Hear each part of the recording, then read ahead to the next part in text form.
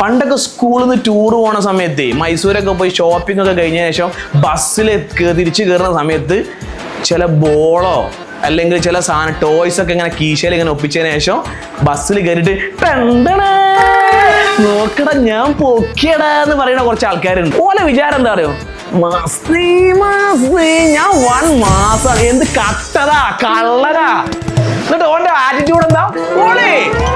ചില രാജ്യങ്ങളിൽ ഇന്ത്യക്കാര് ഹോട്ടലുകളിൽ അഡീഷണൽ ഡെപ്പോസിറ്റ് കൊടുക്കണം.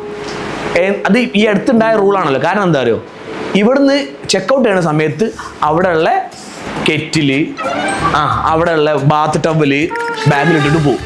എന്തിന് 2 ലക്ഷം റുപ്യ മുടക്കിയിട്ട് വരുന്ന ടൂർ ആയിരിക്കും. അതിന് അവിടുന്ന് ഒരു 500 റുപ്യന്റെ ബാത്ത് ടവൽ എടുക്കേണ്ട കാര്യം അവർക്കുണ്ടോ? ഇല്ല. ഇതൊരു കൈൻഡ് ഓഫ് സൈക്കോ ആറ്റിറ്റ്യൂഡ് അല്ലേ.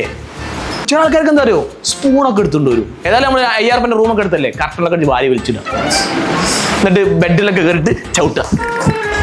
എന്ത് സൈക്കോടാ. ഇങ്ങനെയാണോ മുതലാക്കല്?